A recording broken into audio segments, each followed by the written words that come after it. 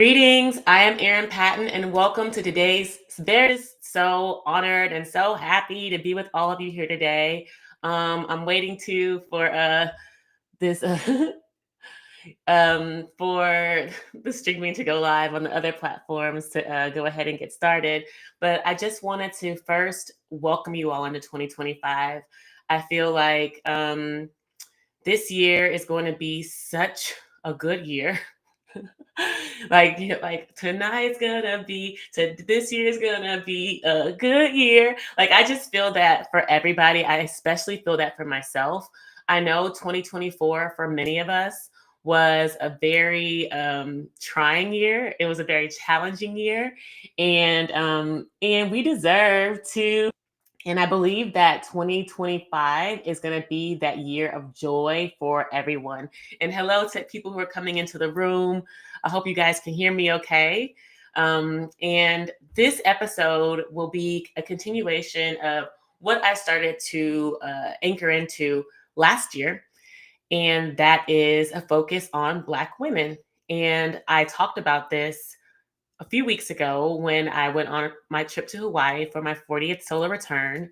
I really came out of the experience with a purpose that was anchored and rooted in leading Black women, new Black consciousness, and doing it unapologetically. Like, obviously, I look like a Black woman in this physical avatar. And I also am experiencing life in this avatar. And so I just really want to continue to speak my truth, lead with my truth, and also share my honest experiences. And those experiences can only come from the lens of a Black woman. And so I know that I have done the Meta Business World stuff. I know that I continue to do the Meta Business World. That is like my passion. That is what this work is really inspired by, is my whole journey as a businesswoman and entrepreneur, going to Harvard Business School, going to Harvard Kennedy School. And I don't want to necessarily abandon that. However, this is just in many ways an anchoring into where that experience and all those teachings comes from a Black woman. And so I hope that starts to make sense. I'm going to continue to talk through that too for all of you too that are following me. And today's episode, as I mentioned before, is building on that focus on Black women. And I want to talk about specifically the hypersexualization of Black women. And before I get into it, the meat of it, I want to start with why, because I believe that that's critically important when doing anything in this life, is to really clarify the purpose and the why, the reason for doing it. And as a Black woman and going through my journey and being beautiful or having what is perceived to be characteristics of beauty, then they can easily be corrupted, particularly in this society, sexualized. And I'm not going to necessarily get into who's doing it and what's wrong with it. I just want to start to state the facts. And I'm going to show some videos and get into that as well, but I want to start with some statistics. And particularly the media coverage of Black women are 60% more likely to be shown in provocative clothing, in films, and music videos compared to their white counterparts. In music videos, 81% of rap music videos feature Black women in roles emphasizing sexuality, portraying them as exotic or dominant sexual beings. Y'all, that's 81% of rap videos. Then there is this impact of this hypersexualization on self-perception. And there have been studies on African American female students that exposure to hypersexualized images correlates with lower self-esteem and higher body dissatisfaction. 74% of these survey participants identified media depictions as reinforcing these unrealistic beauty standards, okay? So when I talk about the hypersexualization of Black women, I'm really talking about it in media, in and because of media, it gets, in many ways, permeates through all the rest of our society. And in advertising, Black women are shown in sexualized contexts 52% of the time in advertising campaigns compared to only 24% for white women. And this leads to the normalization of racialized stereotypes. And so I wanted us to ground us in those statistics because it's really one thing to say anecdotally, okay, Black women are hypersexualized. You look at rap videos, all you see is ass shaking, twerking. But then when you actually have numbers to ground us in those anecdotal stories, then you start to see, wow, 80%, 80%, 60% in films and music videos. Like this is majority of the content we're consuming shows women as sexual, Black women specifically, as overly sexualized beings. And so I want to also show this clip from Al Jazeera because, again, I want to continue to ground us in some of these facts. Three And I just thought this was a stereotypes really of Black good. women that return to our screens over and over again. The mammy is probably the most familiar to people. It's usually a maid, heavy, taking care of the family. You is kind, you is smart, you is important. She is asexual. She doesn't have really a life of her own. She's really only there to support the family. Sugar Hill, sexiest, deadliest chick in town. The second stereotype is the Jezebel. Is mysterious. Her only power is in her body and in the influence she has over men. Unattainable. And then finally, the Sapphire character, I think that's seen in TV more often than anything else. Get some Kleenex, wipe your nose, cause it ain't that damn sad. The Sapphire is usually sharp-tongued, manipulative woman who emasculates her husband. There was actually a character called Sapphire Stevens on the Amazon Andy show.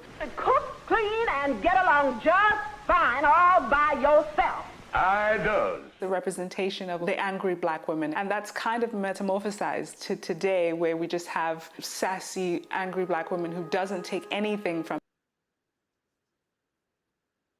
The sassy Black woman that don't take nothing from nobody. And don't we know her very well? Yeah, because that was very much my upbringing. And when I saw that from Al Jazeera, I was like, hell fucking yes, I gotta show this because there's obviously these three very main character type of Black women that are represented. And definitely there are, permutations of all of those characters in so many different ways. But generally we're seeing that mammy character. Absolutely, we're always seeing the Jezebel. And I have to say that that was the one that for much of my life that I aligned to because I was curvy, because I was considered more beautiful or pretty. And so the sexual, putting that forth was what I thought a woman was supposed to be. You know what I'm saying? And then the Sapphire was a bit piece that I actually personally didn't quite want to identify with. I can't say that I didn't have those characteristics, but I definitely didn't want to be that angry Black woman. But that's something that we see a lot, particularly in media. And so I just want to, and also there's like these these pictures too of the Jezebel character, like, oh my God, who didn't? I mean, I want to say who didn't, but I did very much look like idolizing the Foxy Brown image and the Pam Grier big breasts and big, fat ass and tiny waist and big afro. Like that to me was considered very beautiful. And we can get into the judgment of that, because there not necessarily is judgment in it exact per se, yet that was very much put in our faces. And I mean, to the point that we saw about the self-perception, like 74% of participants identified these media depictions as reinforcing beauty standards, unrealistic beauty standards, 74%. So I definitely fell into that majority category where I looked at these images as, particularly the Jezebel image, as something that was attainable, like something I should aspire to even. And let's just dig a little bit deeper into that personal experience, because I have a specific example of even like an outside perception of that and how that made me feel, particularly when I was doing something that was not sexy or sexual at all. I actually was invited to be the alumni speaker at a commencement ceremony for my undergraduate business school, the University of Texas McCombs School of Business. I was a alumni speaker, and I'm robed up. You know what I'm saying? I'm completely covered. My hair is probably like this. You know what I'm saying? I was really not in a sexual vibe. And I took this opportunity, of course, you can imagine, incredibly seriously, because I'm speaking. I was in the Irwin Center in Austin, Texas, tens of thousands of people there, maybe 50, 60,000 people, who knows, it was completely full, plus the students, don't forget about them. And I'm giving a speech. And so I give my speech. I'm feeling really great. People are applauding. Even students are coming up to me and talking to me. And then when I get backstage, my former dean, and he was still a dean of the school, looked at me and said, "Erin, you are just so beautiful." When he said that, I was completely offended. But of course, I was gracious and I was like, "Thank you," But in my heart, in my mind, because I saw him go and then talk to another speaker who happened to be a white male at that, and it was a completely different interaction. And I was burning inside because I felt like my intellectual achievement, my my oratory skills, my thoughtfulness, my anything else could have been complimented in that moment, but all he could see was my beauty. And that felt very superficial. I felt very unseen, and it continued to, I guess, deepen this wound I had, of Black women, particularly in spaces where there should be no thought about that at all. This is an academic space where we're here to exchange thoughts and ideas and inspire each other. And that was not happening to me. That was not happening for me in that particular moment. And so what I want to do is start to really further articulate this point. A saying that I And have is, here, I want the mind of Christ, but the body of a stripper. It's the truth. I'm searching for it every day. I work for it. Before I came here, I was in the hotel gym getting it in. I want the mind of Christ, but the body of a whore. I gotta have it. Ooh. I want to walk around. I want them to. Is she a whore? No, she loves God. Oh, okay. I need it. That's it. That's the. Yeah, y'all.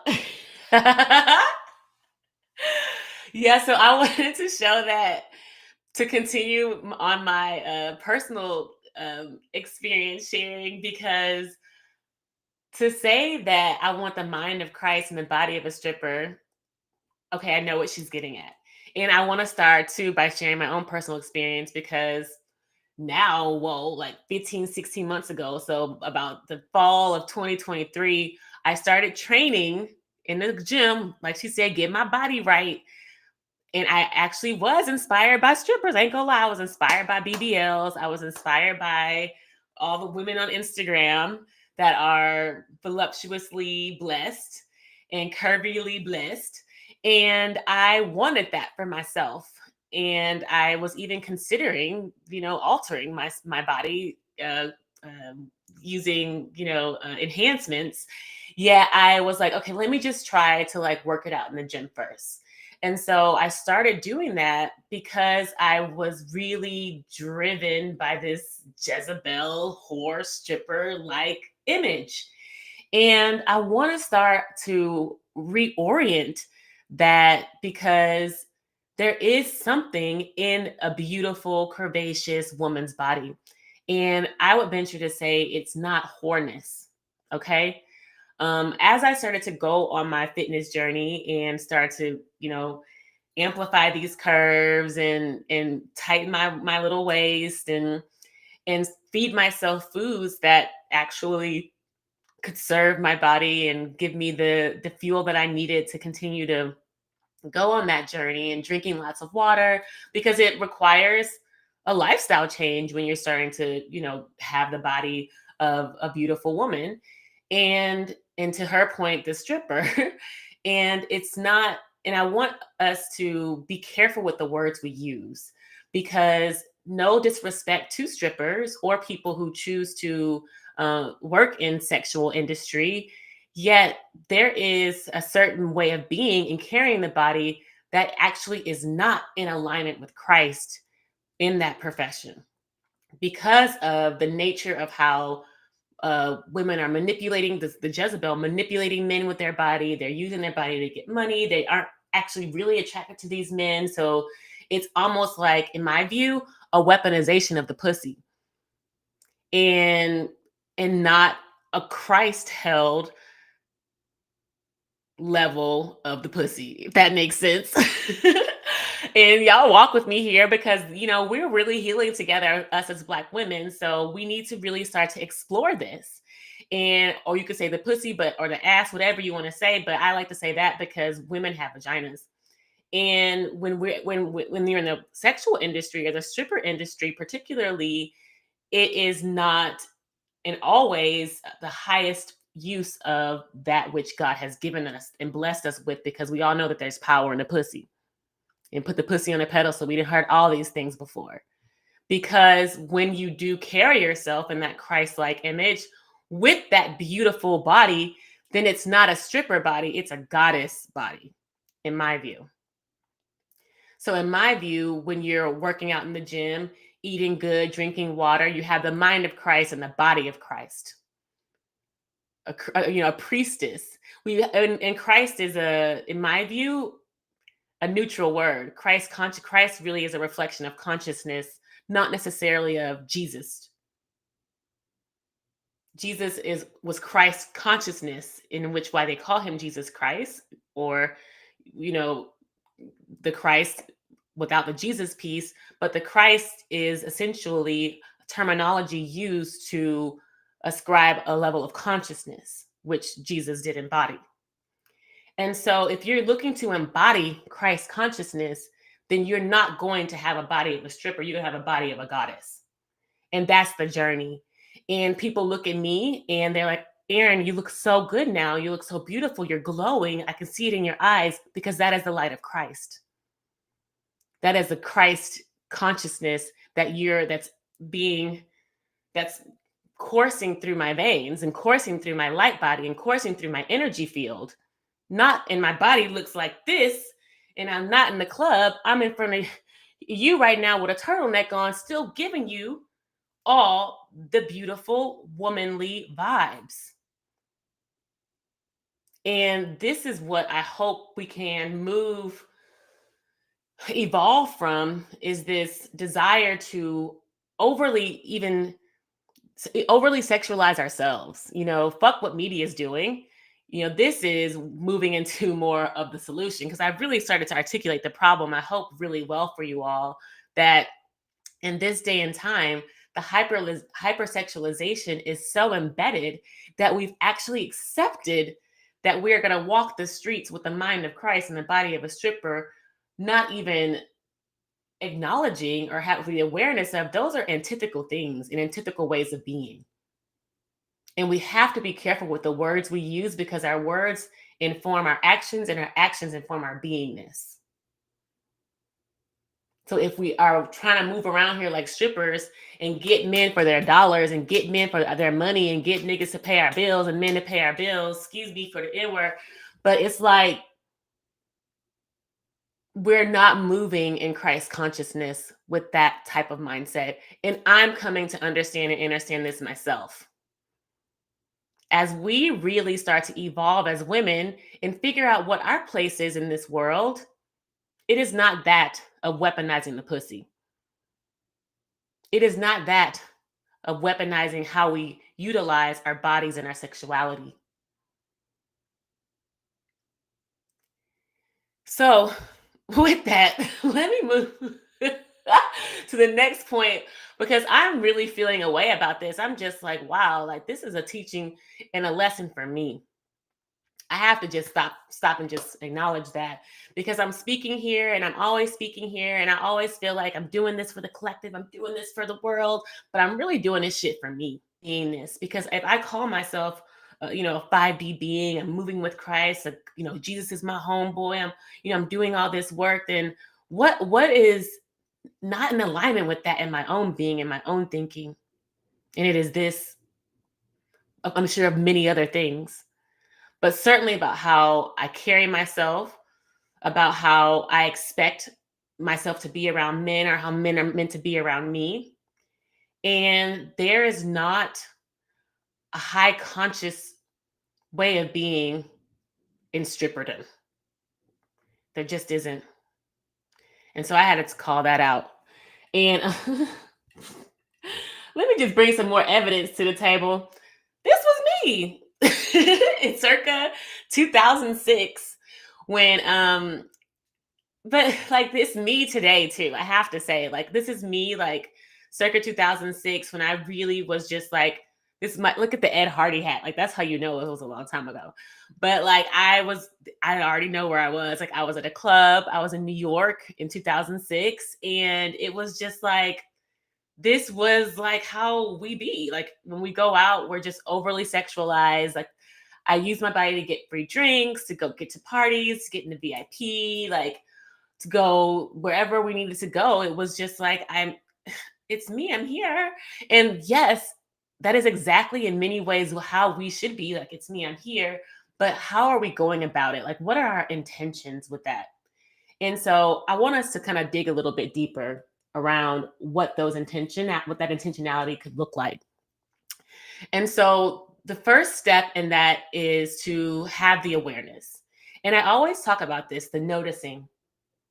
What is it? Notice, name, nurture, the three N's that I always bring up. The noticing. And noticing, like, goddamn, like, whew, I am really using my body or expecting things because of how I look, the pretty privilege. And am I being manipulated by this image and then manipulating others with this image?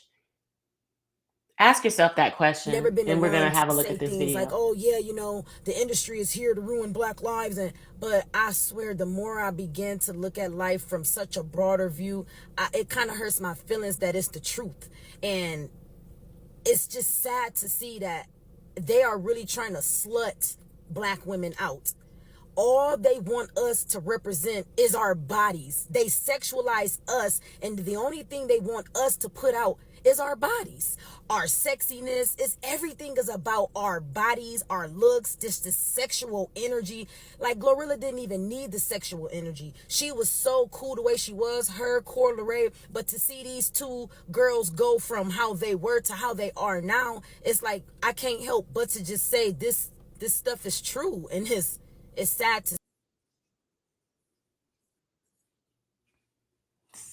to fucking see. Is the truth. And I mean, I don't know how y'all feel out there. I see some people are saying love this take, like this is making a lot of sense. And if we're starting to see that media is overly sexualizing people, our queens, our goddesses, particularly Black women, what do we do in response? Like, do we just lay down and take it? Hell no. So the second step after we notice this manipulation is happening in the media around us, the second step is to use our free will, that which God gave you as a conscious being, to make a choice. Okay? So when you have the awareness, this is always the next step that I hope that if you take nothing else away from this podcast, is that you have the agency of choice. You can choose which way you want to go. And either way, it's okay with God. There is no necessarily good or evil path or right or wrong path. It is the path that feels most true for you. And for me, I love to be sexual. Like, you saw that picture of me. I was enjoying I had my best life with my hands up and my titties out. You know what I'm saying? Living my best fucking life. And then you see my Instagram now doing the same goddamn thing. Okay? I'm still doing the same thing with my titties out. And so I don't want to play this as you have to cover up and you wear a hijab or start to really shrink from your sexuality.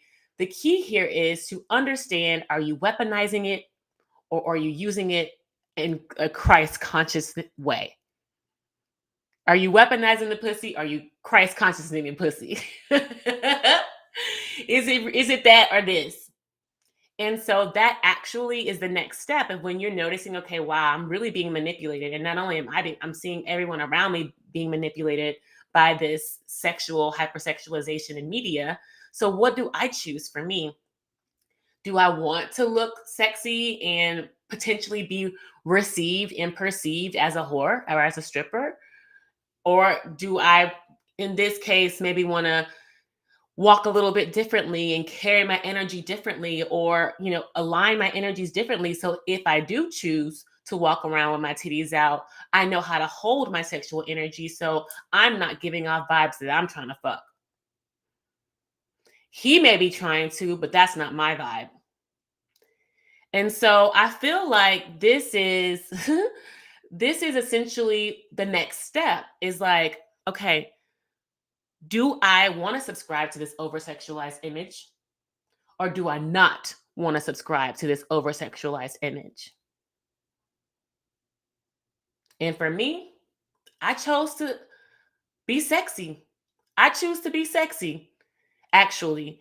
And I choose to be sexy with the body and the mind of Christ.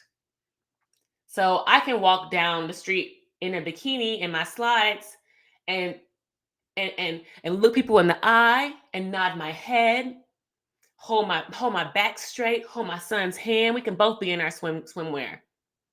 And I can look, God damn it, how I look, and feel very comfortable, not slutted out. But that also requires to truly have a mind of Christ and a being of Christness. So when I talk about the body of Christ, it's not just the physical body, it's the Christ embodiment. It's the energy of Christ coursing through my field, from my head to my toe. You're sensing, oh, she can't be touched. And you best believe I can't be. I won't allow you to. And nor can you take it. You can't take that from me. Yeah, you can try to rape me or whatever, blah, blah, blah. We already talked about that. We will continue to talk about that. But you can't take my light. That Christ in my being, you cannot take. Even if you wanted to. Even if you killed me. You can't take it. So that is, I believe, the evolution that Black women need to understand in terms of the Christ consciousness embodiment. No, it's not a whore. No, you're not a stripper. You're an embodiment goddess of Christ. You're Christ goddess. Like, I'm just making up these words because I don't know if they actually really exist, but we really need to start creating a new lexicon, a new language around who we are. Okay, we've been given this, you know what I'm saying?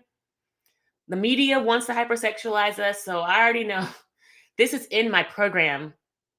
This is in my being. But as with all things, it can be turned for good.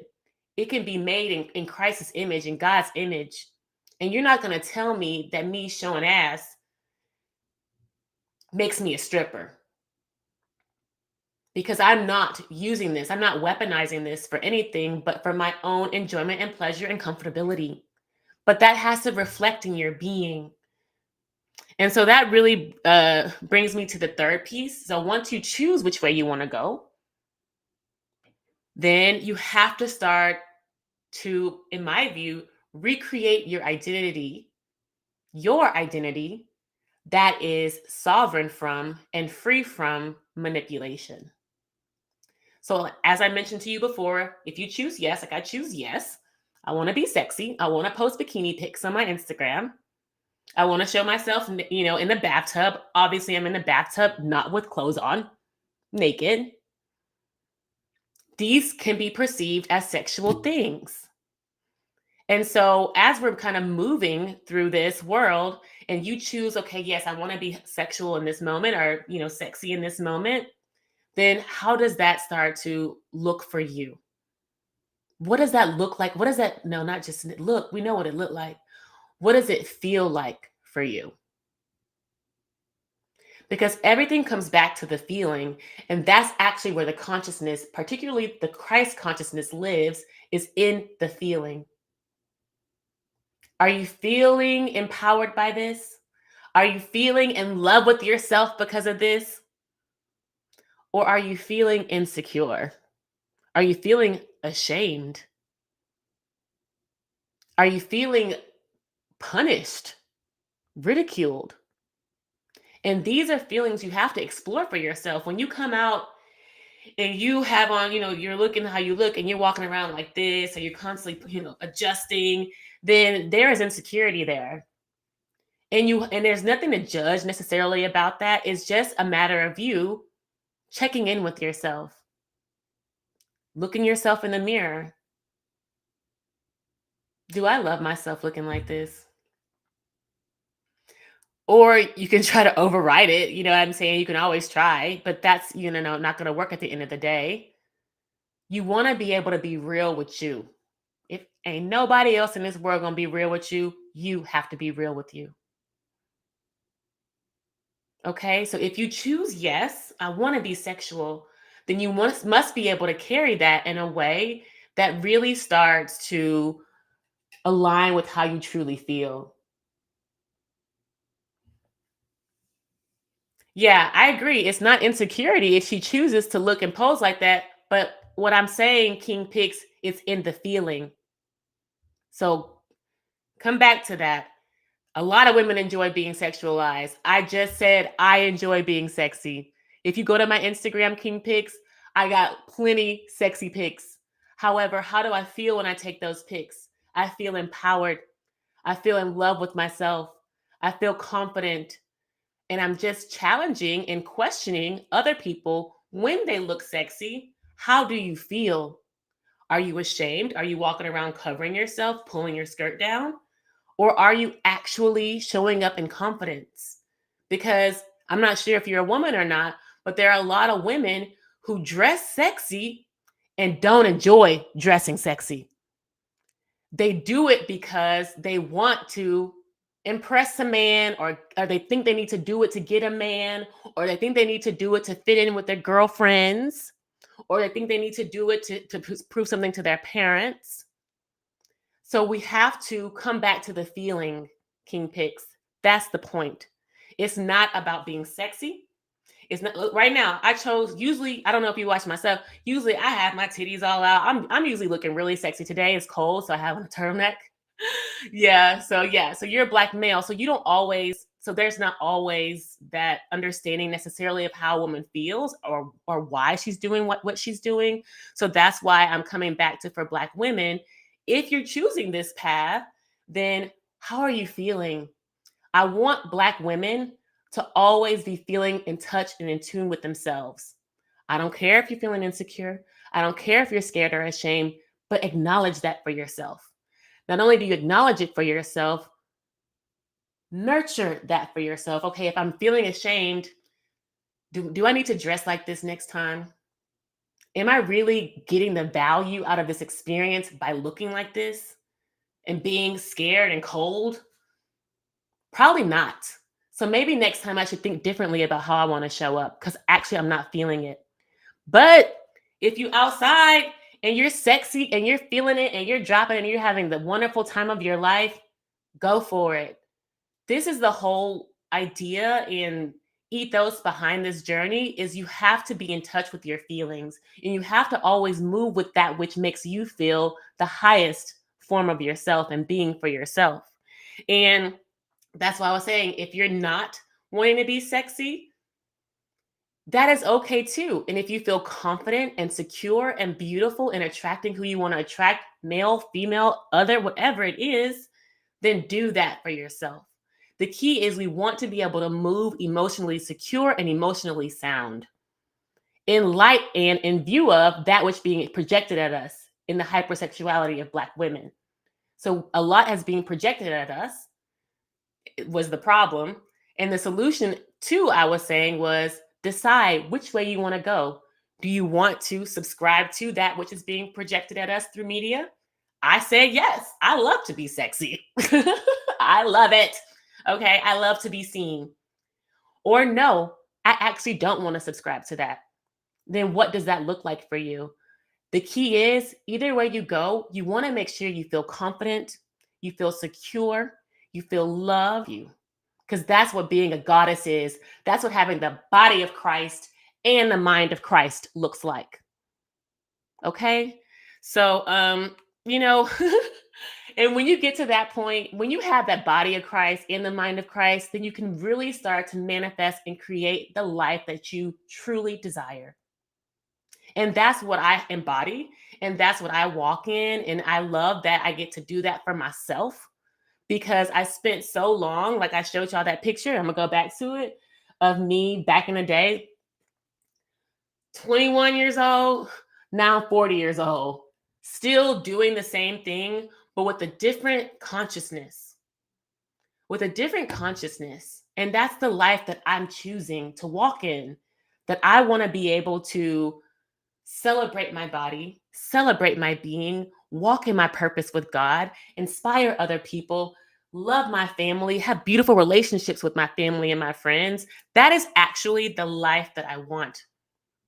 I'm going to the gym 3 times a week, except for the holidays. I'm going to the gym 3 times a week. I'm going for my runs with my run club. I'm going bike riding with my son. I'm actively working on my body and my wellness. And I'm also controlling my sexual energy. Like I'm not out here hoeing around, even though I'm outside looking cute. You know, so there is a very big difference between that which is being projected at us and that which we actually carry and we actually live. And I want Black women to feel that and know that. That which we see out here may not be who we actually are. And I want us to know that truth. And so once we know that truth, we must then start to walk in our own truth. We must discover our own truth, our own being, and our own way of moving in this world. That's what actually we've been called to do. And there are going to be a lot of things and a lot of media.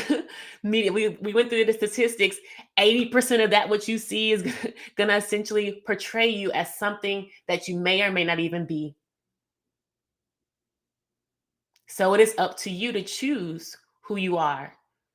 The greatest gift that God has given us is that of free will, to choose how we want to show up, how we want to speak, how we want to look, and especially how we deserve to feel. So I really hope that this starts to resonate with a lot of you out there, because it certainly was a lot of fun going through this and showing y'all the clips and really starting to understand, like, okay, this is the landscape, but this is actually who I want to be. But how do you be who you want to be? And we walk through that in the solution section and really acknowledging, noticing, okay, what's going on out there? 2, naming it. And then 3, of course, nurturing it for yourself. And so I really want to leave y'all with this call to action. You know, after every podcast, I really want to inspire you and encourage you to really start to, if you didn't get a chance to watch the whole episode, first go back and watch the episode and really start to notice in the next couple of days, maybe the next week until our next episode, how you are being fed, whether via social media or TV or media, this hypersexualized image. Notice it. Start to notice it. And then the woman brought it up and then DM me or comment on this video how it made you feel or how you may want to respond to it personally. I really want to hear from you. Like when you see these images, like how did it make you feel? Like, did you notice it? Like, did it make you feel uncomfortable or were you angry? To the point from the TikTok video, it made her angry to see this, to see that truth. And, you know, what are you going to do in response to it? So definitely let me know. I want to hear from you. I love how some of you guys have booked calls with me or send me notes after y'all watch this. So I really love to hear from you all. And until then, until next week, I wish you all much love and light.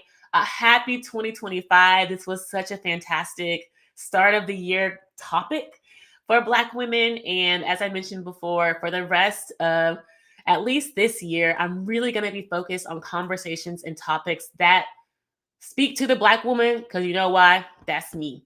And I can only share my experiences from where I come from. And I know that there are so many people out there that can receive it, grow from it, learn from it, and thrive from it. Okay, y'all? I love you all so much. Peace.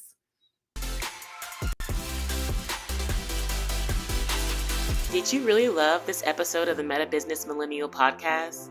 Well, I am honored, and I appreciate you subscribing, leaving a review, and sharing it with your friends, because your feedback allows us to co-create more enlightened conversations. aaronpatton.com to find all the show notes, links, and free resources to get your energy activated today. In the meantime, stay bright, my friends. Much love and light. Peace.